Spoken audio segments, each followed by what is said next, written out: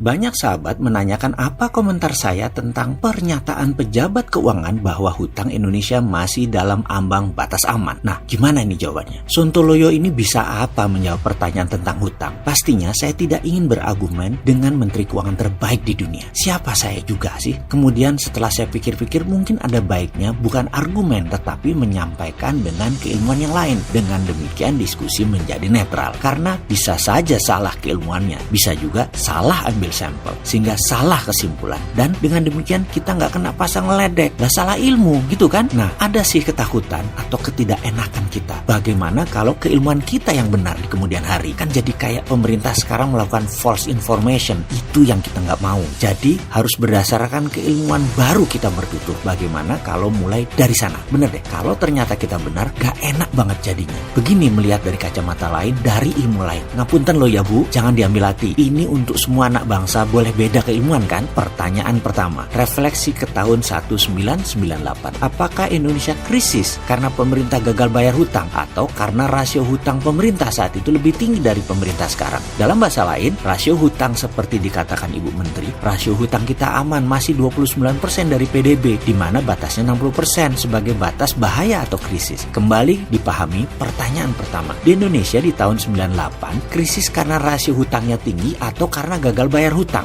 Fakta adalah di tahun 1998, rasio hutang kita di batas aman. Dalam kurung, baca seperti sekarang. Tetapi, dalam sekejap rupiah melemah jadi 15.000 dan Indonesia gagal bayar. Menjadi negara paria, menjadi negara lumpuh. Jadi, kembali ke pertanyaan rasio aman. Kita aman secara buku, namun rentan secara kemampuan bayar kalau rupiah mendadak jadi 17.000 atau bahkan jadi 20.000. Kita Indonesia langsung lumpuh. Setuju dengan keilmuan sederhana ini atau masih percaya rasio aman? Artinya aman 100%.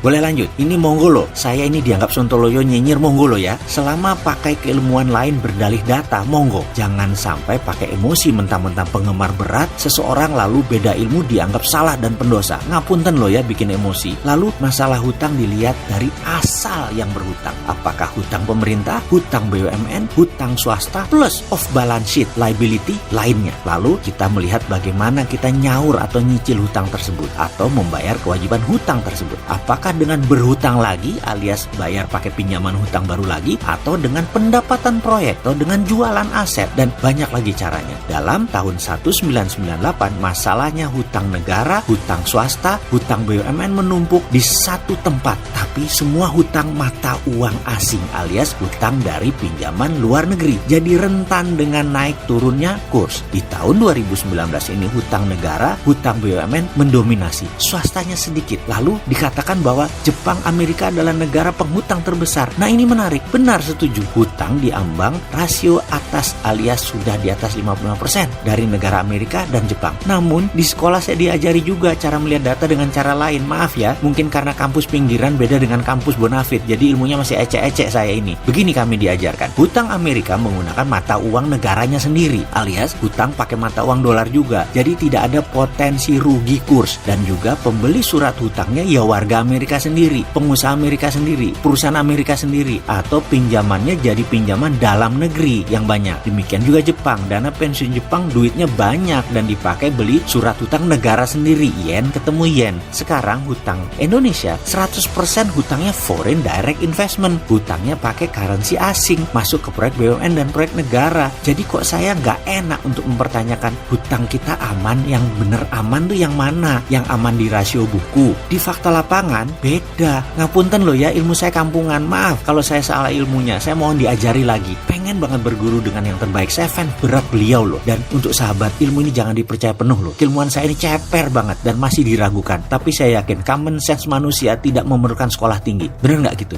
Sudah dulu, semoga menjawab pertanyaan sahabat.